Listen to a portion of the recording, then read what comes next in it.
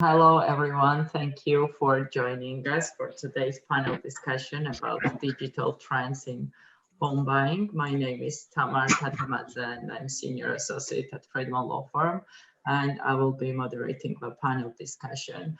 So I would like to ask our firm's managing partner, Neil, and the guest speakers to introduce themselves, please.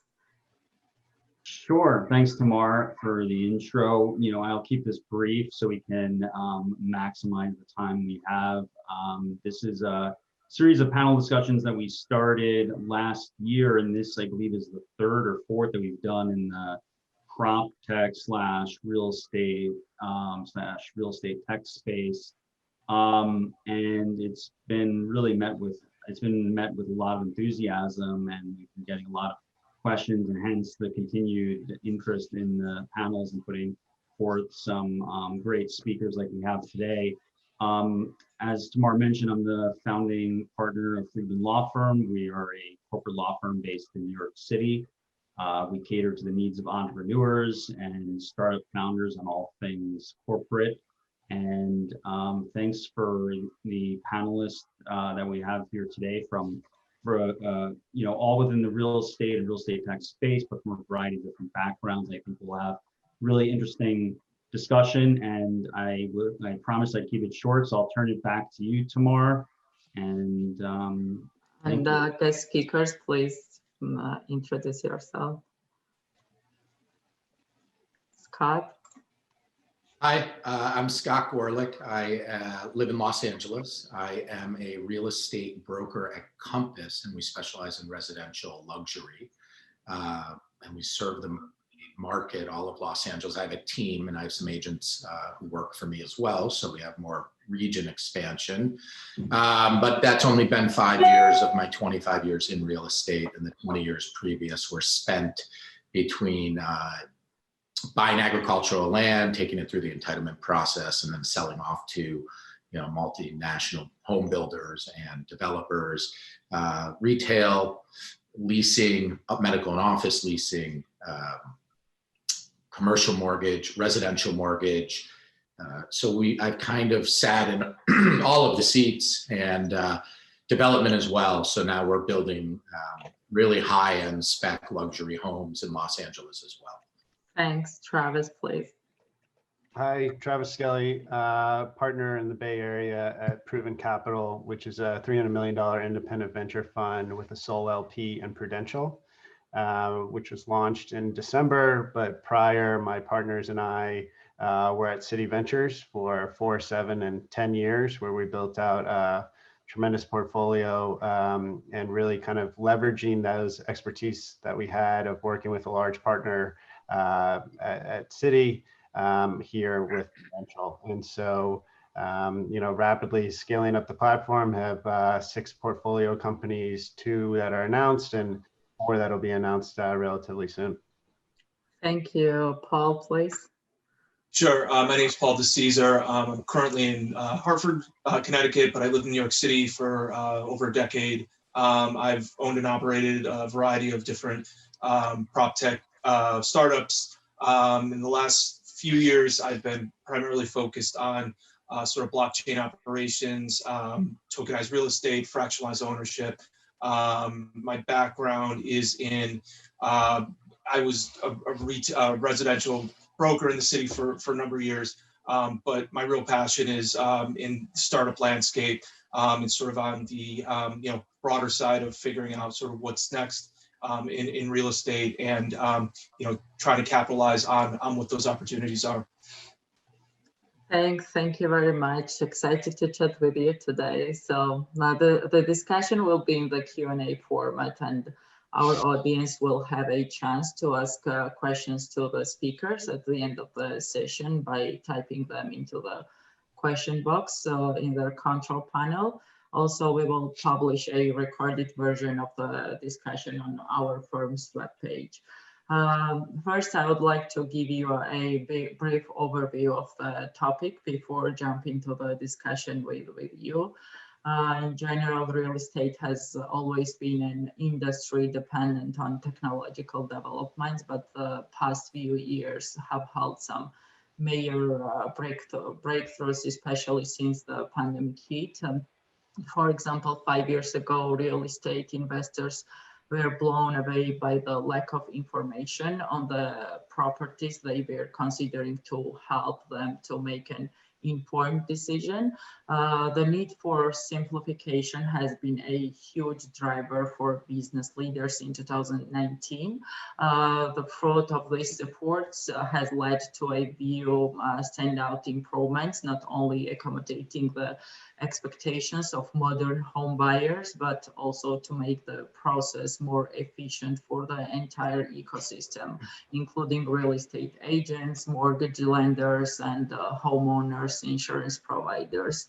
So there are some most important technologies nowadays to watch in the next few years and measure their impact on the real estate as a whole, such as buying and selling platforms, virtual walkthroughs, machine learning and ROI calculation, big data, and personalized recommendations. These high-level trends provide a kind of blueprint for the near future of the real estate market.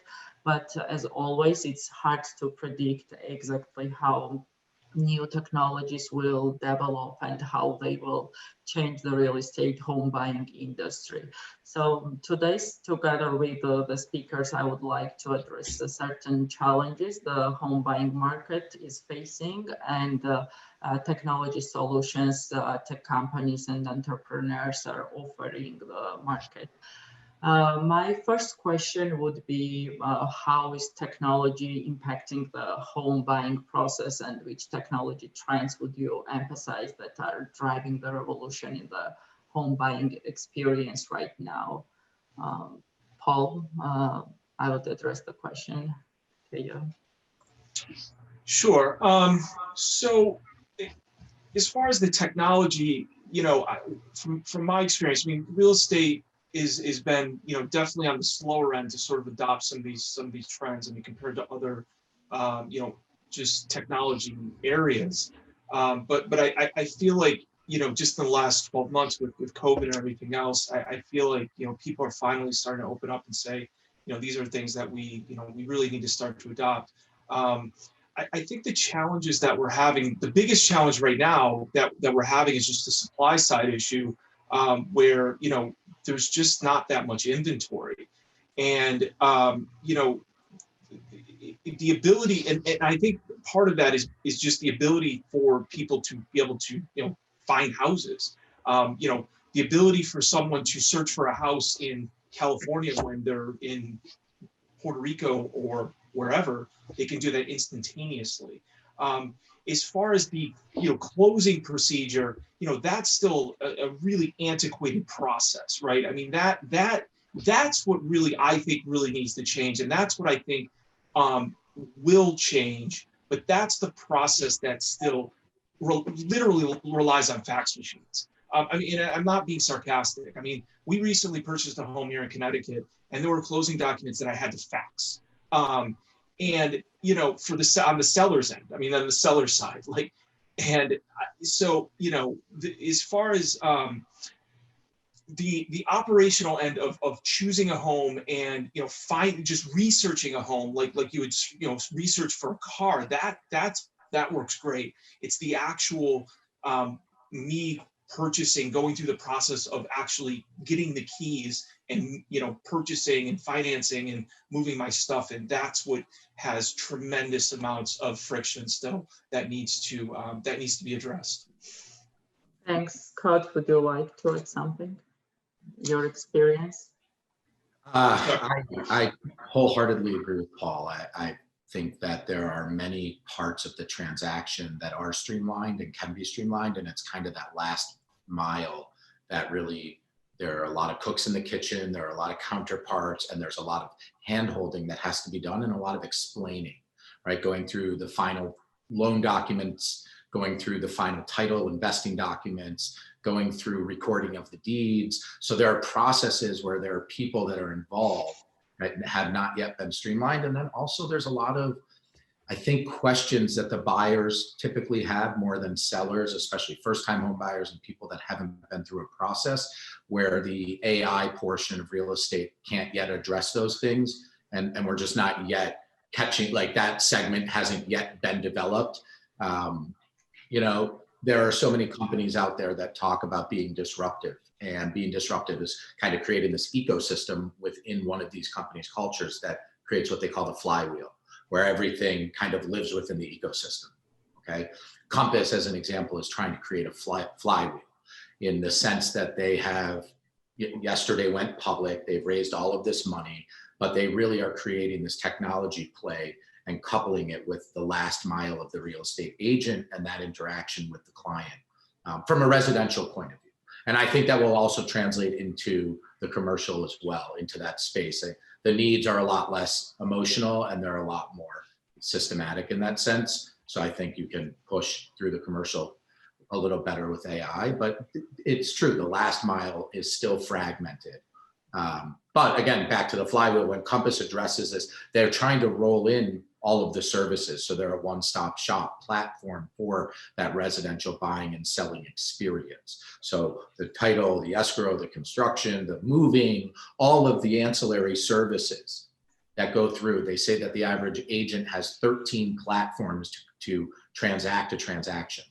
So you can tell how disenfranchised it is when you have to go to 13 places to advertising, customer management and outreach and title and escrow and appraisal, and all these things are coming from different places. So. Yeah, okay, thanks. Travis, would you like to add something? Your experience from investor side. I agree with both Scott and Paul, but, you know, adding to the conversation and taking it slightly different direction. I think, you know, we're seeing the largest relocation of Americans since, let's say, the Louisiana Purchase, right? Like, this is bananas in terms of where and why people are moving. It's not just COVID, it's politics, it's work style, it's technology, it's lifestyle choices. So it's a really interesting time from a real estate perspective, put on top of the fact that low rates interest environment is creating affordable opportunities to buy homes. However, we're also in a supply shortage of homes, topped with a ton of new products to the market, right? Like the idea of a mortgage, while there's a bunch of different types of mortgages, hasn't really changed in a while. But what if we could, you know, create, you know, I don't need to put 20% down of my own money. I can put 10% down and take a equity partner for the other 10%. You know, the iBuyer model, you know, the whole concept of a digital mortgage from start to finish, you know, the ability never to interact with the real estate broker, you know, all these different new concepts are on top of this relocation that are all coming together at the same time, I think is creating a really interesting dynamic in the real estate industry that, you know, we probably haven't seen before. And I think we're only just beginning to see some of the downstream effects of how this industry will change, not just from the buying experience, but all the other ancillary impacts that are go along with that. Thanks. And what do you think, what are advantages and disadvantages of real estate digitalization, Travis? Well, I mean, some of these questions, I think we could just stop there and we could talk like the whole conversation about, because they're just such big questions. But, you know, some of this is disruption of the incumbents, and the digital transformation will mean that existing jobs may no longer exist anymore. And those who had done something for a long time need to think about doing it in a different way. You know, buying an ad in the local newspaper about selling your home, I actually still look at those, but I think those are dwindling in terms of importance, right? You know, the reality is I'm seeing a lot more Facebook ads from real estate brokers and people than I am, and not even ads, they're just putting on their own wall, right? So I think, you know, a lot of the, let's call them incumbent brokers, or the legacy way of doing things in the industry, is going to die, and you're going to have to change with it, which means expense to get up to speed. It's going to be expense to maintain that, and it's going to be an ongoing effort to stay at that level. Whereas I think you could have been previously in a world where you knew the playbook and you kept doing that playbook and you had the connections and that was fine. And you could be a pretty successful individual doing that. And I think this world moves way too fast and it costs a lot and you got to be agile in terms of how you navigate it. Thanks, Scott.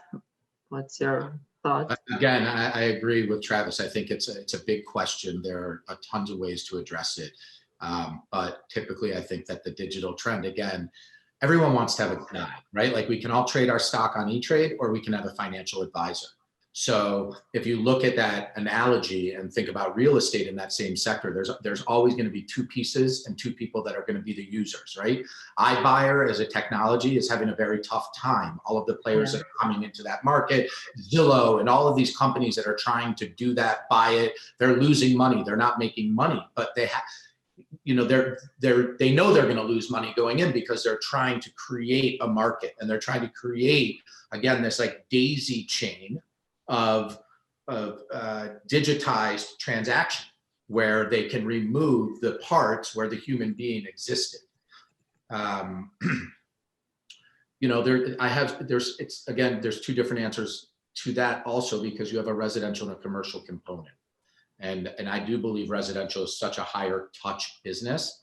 And I do think that artificial intelligence has a much harder time to have that touch because you don't know that the people across the street have the loud dog, and you don't know that 2 blocks away something is about to go into construction or things like that. And it will get there, it will, but that's 10, 15 years away. You're not talking about 2-3 years, something is going to change. And I agree with Travis, there's such a large capital investment that goes into building out these platforms, maintaining these platforms, and getting wide adopted use to these platforms. Zillow has adopted use, right? Zillow has 200 million users a month. There's not 200 million homes that sell, right? There's not another website. You're not going to like a website to see what dentist did that day, and 200 million people want to see like the tooth implants. So real estate already has an audience, right? There's so many things around the audience that can drive this kind of systemic or programmatic change to the technological integration of any platform. But first you have to get the platform, and then the platform has to be smart and has to be widely adopted. So guys that already have the head start are the Redfin, the Trulia, the Zillow, the Compass. Compass actually, I think, is the only one that has real on the ground agents with inventory. Redfin, you know, sends out agents. The agents don't get commissions. They get $50 a showing. It's a totally different model. So there's going to be tons of models out there. And the question is, which one's going to stick? And who's going to have the best streamline? Like Rocket Mortgage, which is owned by Dan Gilbert out of Quicken Mortgage. They've got like a totally streamlined process with documents, this, that, the other, which takes, I was a mortgage broker for a decade from 2007 to 2016. Like it was the worst time in the world to be a mortgage broker. Okay. It sucked.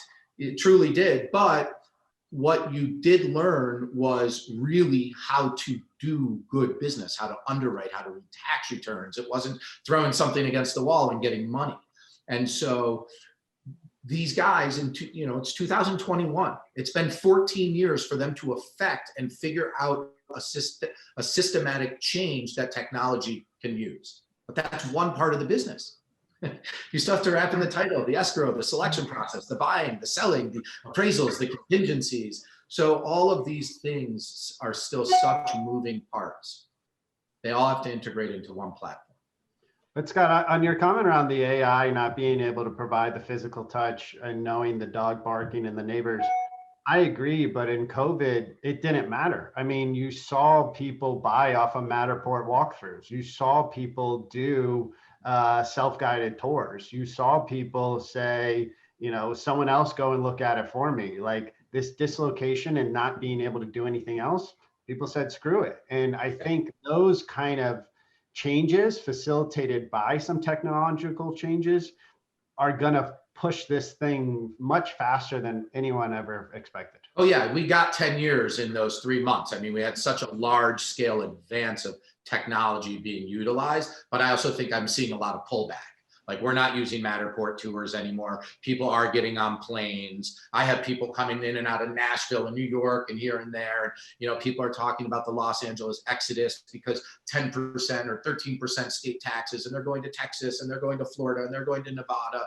And then you hear it the other way. So the truth is, any broker is going to be successful with 20 or 30 plus deals a year. So, you know, in an active market with very big inventory shortages and historically low interest rates, if the market wasn't on fire, there'd be a much bigger problem to talk about. This should be how this society is behaving, and this should be what's happening. The effect of change that needs to happen is like what's happening in California. They have a proposition called Prop 19, which allows people who are 55 years or older to take with them their property taxes when they buy a new property, because property taxes are 1.25% of your purchase price. So if you bought a property in 1980 for 300 grand, you're paying $4,000 a year for taxes. Well, when you're a senior, that's super affordable. But when you want to move and downsize your house, that's now worth $2 million. But you have to go buy $1.5 million condo, your taxes are now 18 grand, and that becomes less affordable. So they made a proposition where that 55-year-old could take those $4,000 taxes with them once to their downsize, to an equal or lesser value of that property that they sold. And so that's a great change politically, right? Like within the system that allows that inventory to free up, those people to move on, and things to change. And in other places, there's a backlog. That's not happening. People aren't able to do those things because of those higher costs, because real estate has gotten so high cost and out of control. I mean, you're seeing cities like Austin and Nashville have $1,000 a square foot prices. That's big money. Thanks. Paul, would you like to add something? Yeah, no, I totally agree. I just, you know, what I you know, and I mean, I know this is sort of focused on, you know, we're focused on the technology side of it, but what worries me in this whole sort of arena, for lack of a better term, is just, again, it's just the supply side where, you know, housing, you know, a basic human need is become this sort of luxury staple, right? Like, I mean, it's like, where wages don't add up to the average sort of person to be able to afford to buy a property, right? Like, it just doesn't. I mean, between the purchase price, down payment, you know, taxes, you know, escrow, like all that stuff. I mean, it's similar to what Travis said, that I think that there's a couple startups that have done this, and they don't, you know, I don't know them top of my head, but basically they can come in with you as, you know, almost like a business partner, where they can help you sort of put some money down with a place, and then, you know, you're sort of on the hook with them as well. But, you know, there's some advantageous, you know, there's some advantages to doing that with this company, so you can afford to put to get into a property that normally you wouldn't be able to. But I think I think that in this country and other countries, but I mean, you know, I'm focused on the U.S. You know, we have to start thinking about ways that people are going to be able to afford housing. I mean, and I'm not talking about public housing. I'm talking about just average, you know, middle class people. That and I think that technology can help alleviate a lot of these pressures. I think that you know, where my focus has been on, you know, sort of on the, you know, on the blockchain side. I'm not going to get into that because you know, it's a rabbit, you know, it gets really wonky, and you know, it just, I'm not going to do that. But there's steps that I think that we need to take that are going to help people, that is going to allow people to afford more housing. One quick example is just where I sit right now in Hartford. And this has gotten national attention, where there's a lot of zoning laws right now where you can't build multifamily properties it's basically a Connecticut problem, because of all these, you know, character laws that they have on the books, where you know, if they build a apartment complex, it's going to defile the character of the city, whatever, you know, whatever that means. So there's just these antiquated, you know, processes that just need to just die in order for this, you know, this stuff to these new thoughts and ideas to sort of emerge, that's going to be for the greater good. That's sort of my sort of thought. And Paul, on the housing inventory side and more affordability, I invested in a company that was 3D printing homes under the thesis that we haven't had an innovation in home building to buy since, I don't know, log cabins, right? Right. So, Well, right. Well, I mean, since post World War II, GI Bill, I mean, but it was really, they were building, large amounts of tract housing and that sort of thing. I mean, that wasn't really innovative. It was more just necessity, right? but this 3D printing homes, I mean, the houses are beautiful. Yeah, no, that's awesome. That's really cool. The piping is embedded in the walls because Yeah. build it in. And the capabilities are only get better to build larger homes. But I think it's going to take a while before you see a multi-million-dollar 3D printed home and someone wanting to buy it. There's a lot of character and emotion that goes into these things. But I also think it's 10 times better than some of the low-income housing opportunities that exist, or the speed at which you need to build some of these houses in certain communities. So I do think there's some innovation coming into allowing more creativity and reducing the cost of home building, which will hopefully reduce the cost and increase the inventory to ultimate consumer. Do you think that digital platforms help to reduce expenses and time as compared with traditional home buying process? Travis? Sorry, say it again. The question is if digital platforms help to reduce expenses and time as compared to with the traditional home buying process. Yeah, I think we've kind of been dancing around this, but I think ultimately all of this stuff should reduce expense and time. It depends on where that expense or those savings, where they go and who benefits from the time savings, right? And so, there's an argument that says that it's more competitive for brokers, so they wind up keeping that. And then there's a more direct channel for consumers, so they wind up keeping it. But I think there's a lot of complexity that's being obfuscated away with technology like robotics process automation that's saying, okay, well, we live in a world where we still need PDFs and facts, but I don't need someone to manually take that and enter it in a system. Can we set up a process, a workflow that automates some of that so that, these brokers are more efficient and they are generating more income, and a Compass like company would enable that as the agency for their different brokers. So I do think that there's a lot of operational efficiency that's being stripped out or being created. It's just a question of who winds up getting the advantage of it. Thanks. Scott, would you like to add something? Yeah, and I agree with Travis. It's a trickle down, right? Everybody gets the advantage of the digital proprietorship that's and the entrepreneurship that's coming out, because all that does is create streamlined abilities for processes that weren't streamlined before. So for example, the buyer doesn't waste time looking at 3 houses because they got to look at them on Zillow. There's time that they saved. The selling agent didn't have to show it to somebody that wasn't buying it. There's time that they saved. The seller didn't have to leave the house. There's time that they saved. The buying agent didn't have to take somebody to something they didn't want. There's time that they saved. So the way everything trickles down, DocuSign, what a great technology, okay? All of my documents I put into DocuSign. If the documents, I originate them through my zip forms, which is where I do my contracts, it already puts all the signatures and dates in for me. I don't have to go through it and manually add it.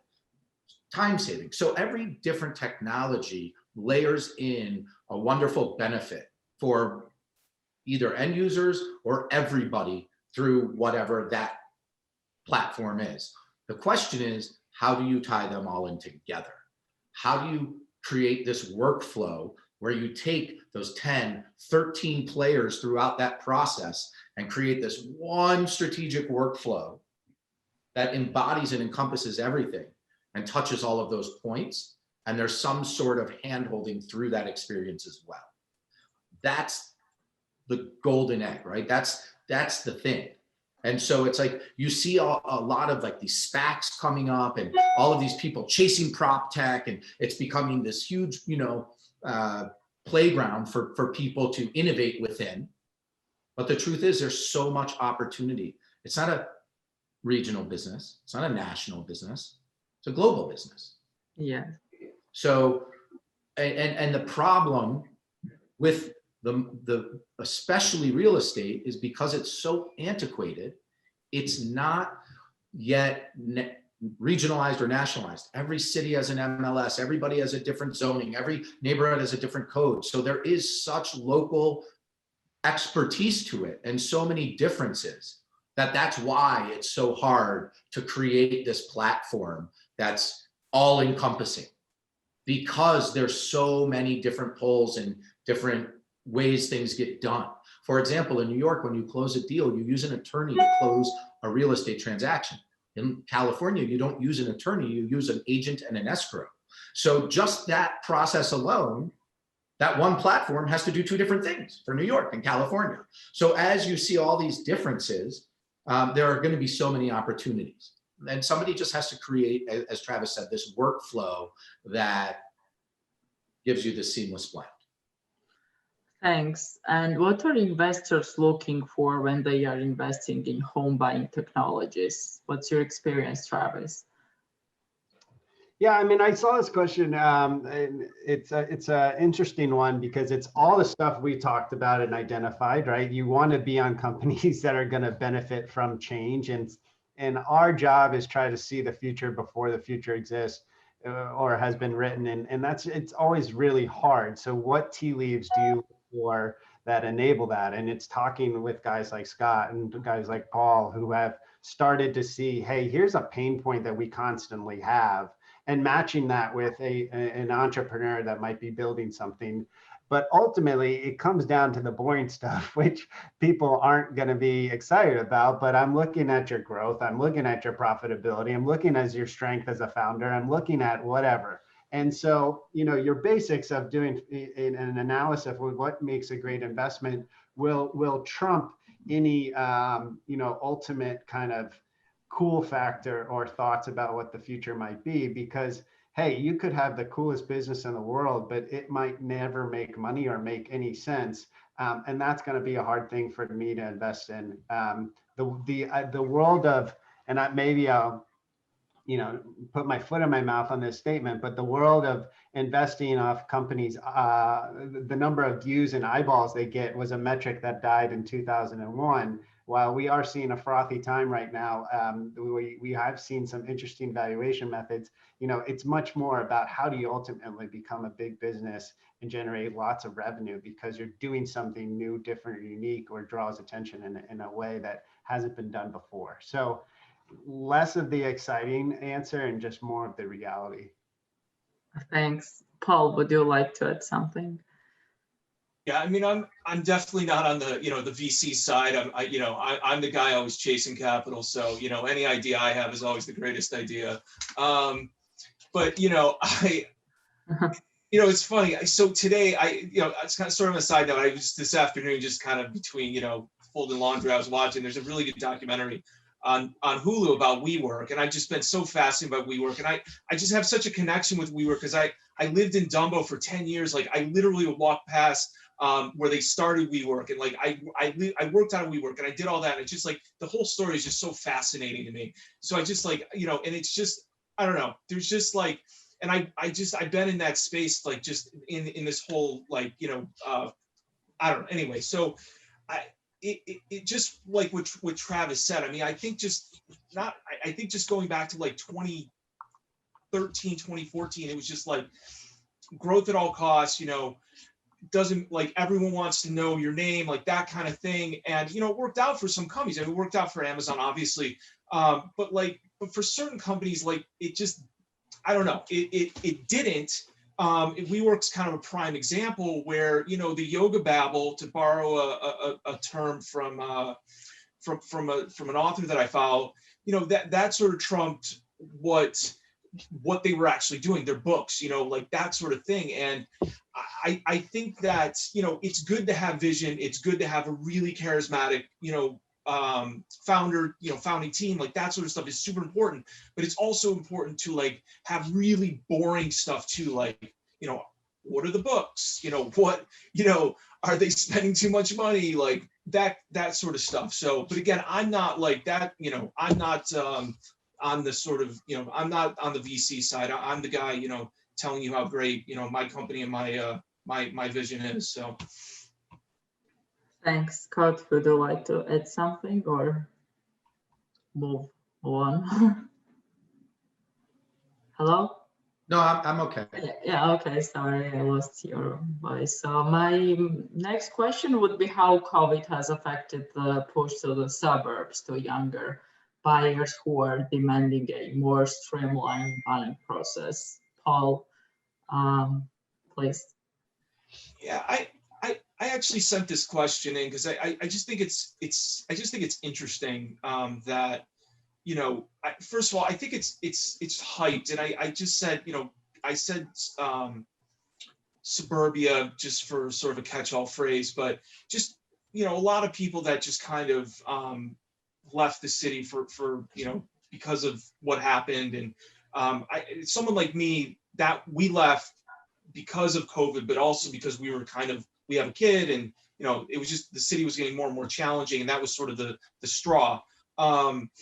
But from a business standpoint, what I think is interesting, and this sort of piggybacks off of one of the other questions where how just antiquated everything is. I also think part of why it is just a generational thing where the demand of buyers has shifted so rapidly over the last, let's just say 5 years for people that are buying. I mean, most of the buyers, I'm sure Scott can speak to this, have mostly been boomers who are not, and not trying to put anyone in a certain, segment, but that necessarily aren't that technology driven, versus someone who's let's just say under 40, that grew up in front of a tablet or whatever. They're going to demand so much more as far as how they're going to be purchasing a property, how they're going to be searching, just all this stuff, that all these pain points are just going to be so much more, just it's going to just seem so much more outrageous to them. And there's going to be just more and more effort to try to change some of this stuff.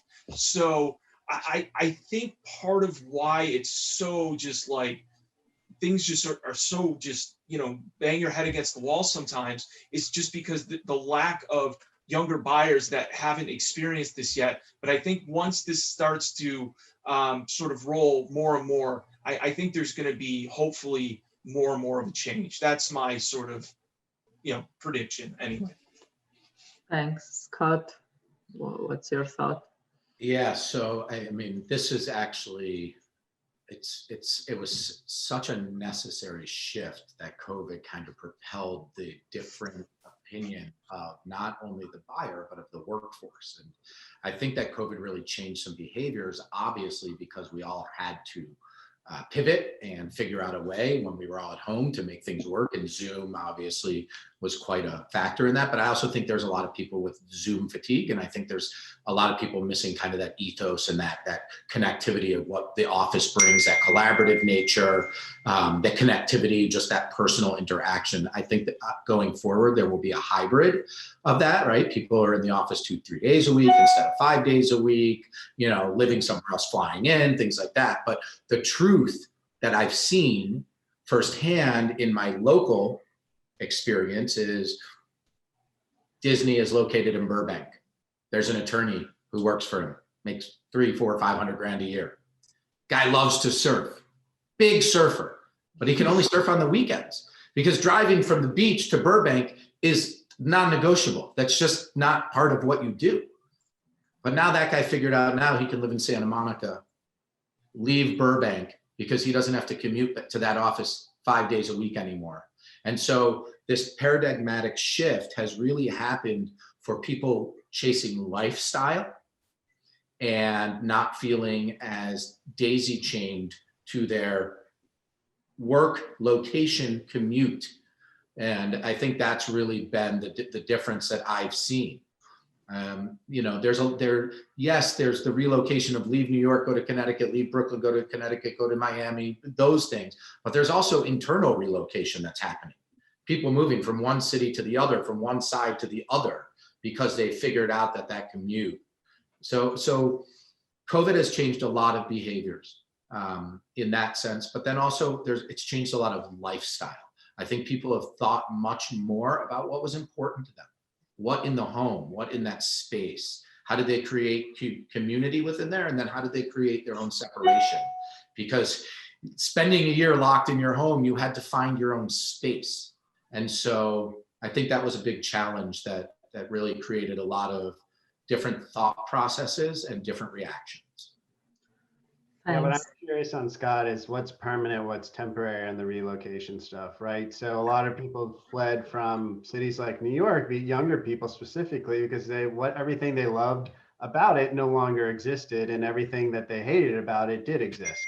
And so what'll be interesting is, you know, New York, as a young person, I lived there for 14 years. Yeah, I mean, it's incredible. And so to say that won't come back, there's a lot of politics and things that need to be cleaned up with the city, but I know that's coming back at some point. So, you know, and let's talk to everyone in Austin and Miami during August, right? Like, you know, there's going to be interesting things that are going to revert back to the mean. Now, I do think there's going to be I lived in Austin for a while. I love that town. I want nothing but the best for it. And I do think that it will benefit from this, but I do think it's going to revert back to some pre-level conditions. And I'm curious to see how it all plays out, and what the new ecosystems are that thrive afterwards.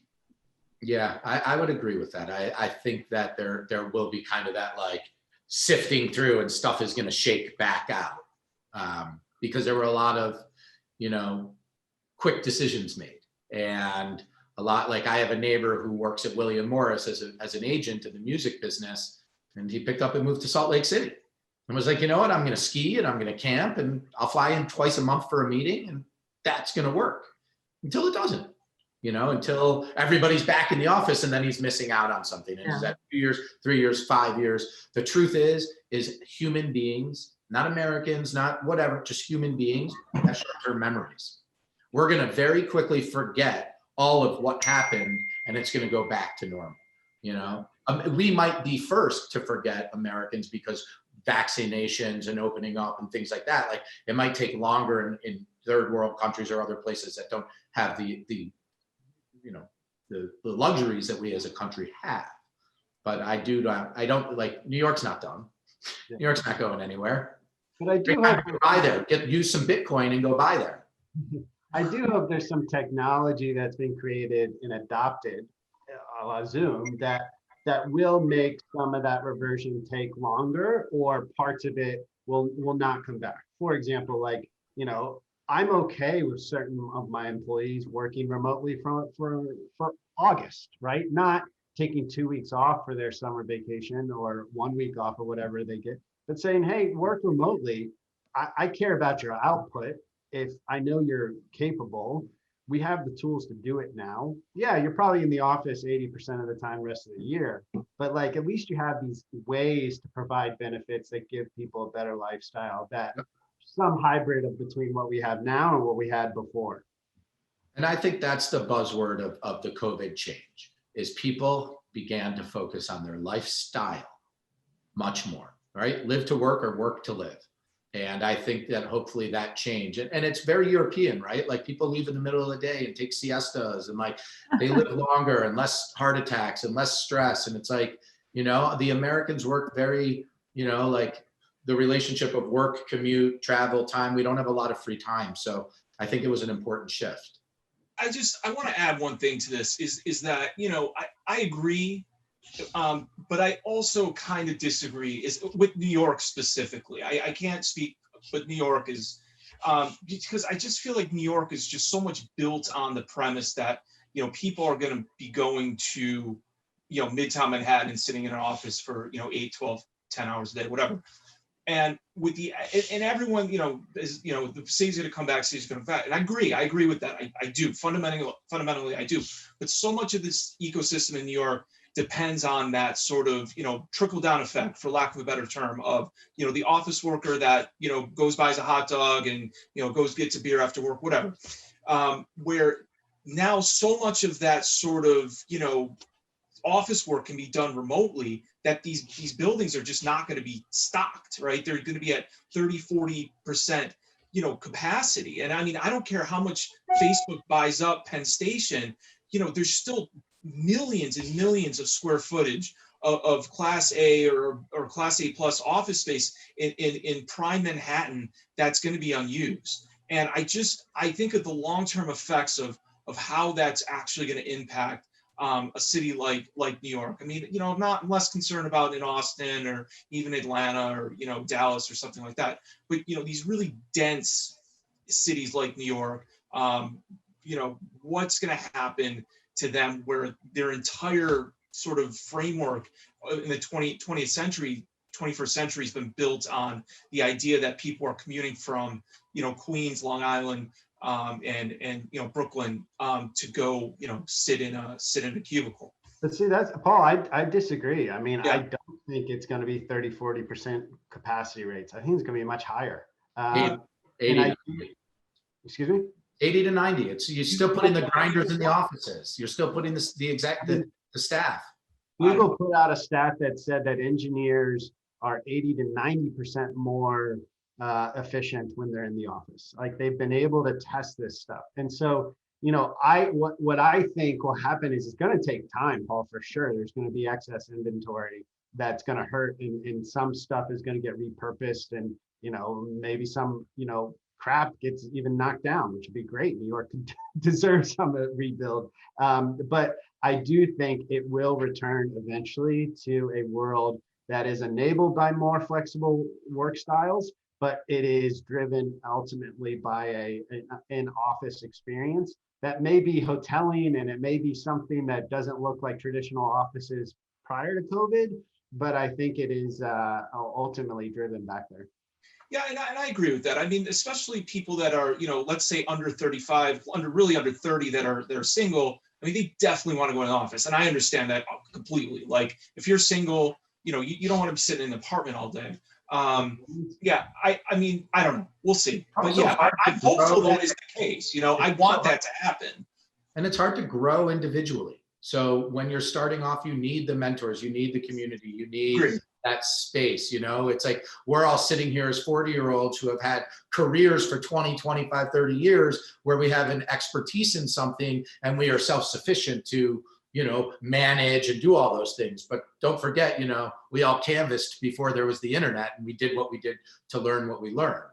Right. And, we paid the dues to be in the club, right? Like we lived in New York City, before 9/11 and things like that. So, I think technology, I think the real conversation that we're all missing here is where we have the expert is with Paul, is talking about how digital currency is going to affect the real estate game, because there's such fluctuations. Like, somebody who paid Bitcoin when it was worth 20,000 and now it's worth 60. It's like, am I a seller? Am I going to take somebody giving me Bitcoin today for my house, or some sort of, digital currency? How is that going to affect real estate? Because that, to me, is something I don't understand.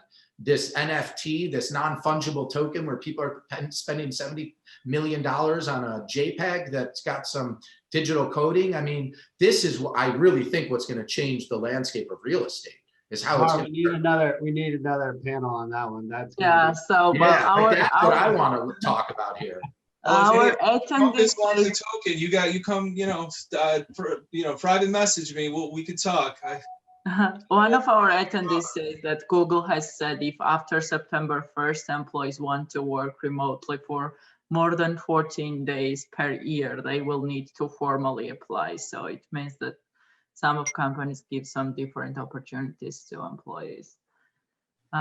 So my last question, because we are out of time a little bit, would be that last couple of years, the real estate industry using the power of big data, and the companies are able to compile and sometimes collect data on buying and selling trends in specific area, traffic, demographic information, consumer survey results, etc. And what's the benefit of having access to big data from developers, buyers, sellers, or investors' perspectives?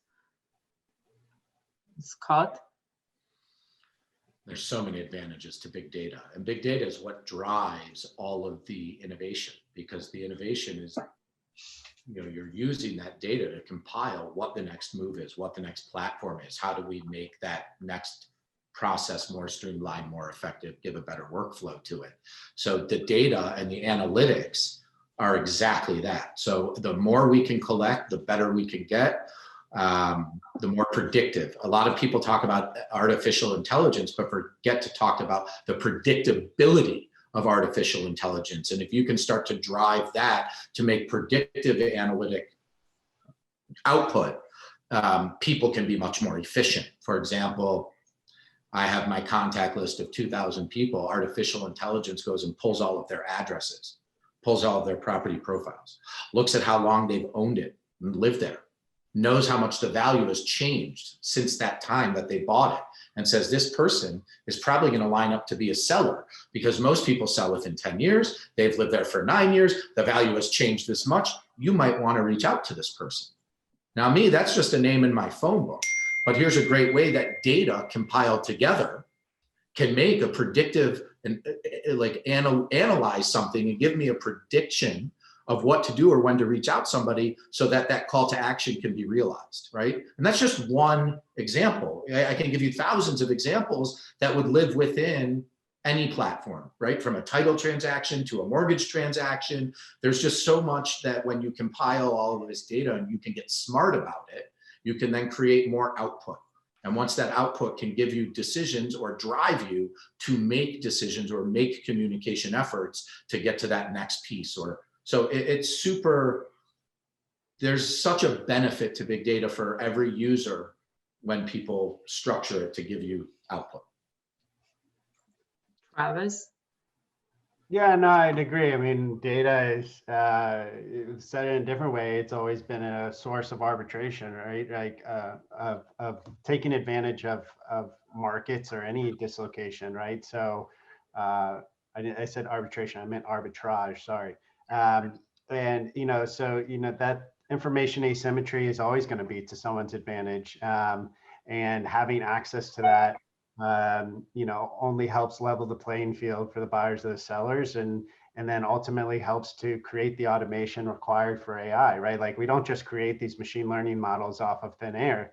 They need to be developed off of data that allows them to learn and be created. So operationally, it's required, and then for the the experiences and the insights, it's required. So yeah, I mean, in many ways, it drives a lot of this new and exciting innovation that we're seeing. I think it's the transparency and the access. It's not necessarily that the data is new. Paul, would you like to add something? Yeah, so I agree. I mean, the data is just going to continue to get better and better. It's going to continue to be, more useful. I think more on the, I would say, kind of the negative side. A lot of people are getting pushback, like a lot of these companies are getting pushback, like Google and Facebook, just with harvesting data, and so that could affect some of how this plays into the overall market. But it's the sort of metrics that are being measured within real estate are generally fairly benign. It's not, it's not looking at hyper personalized stuff. So I think that's good. But yeah, my overall take is it's going to continue to be better and better. And I think if it improves the overall process of buying and selling a home, I'm completely for it. Thank you. So I think it looks like we have covered most of our questions. So is there anything else you wanted to address before I wrap up? No. Okay, well, we don't have questions, I think, from the audience. So yeah, I think we are done for now, and this has been a fantastic discussion. I'm sure our audience enjoyed a lot. Thank you very much for the contribution, and great to speaking with you. thanks again for joining us today. All right, you. thank you so much. Nice to meet you. Bye. Thank you very much. Bye.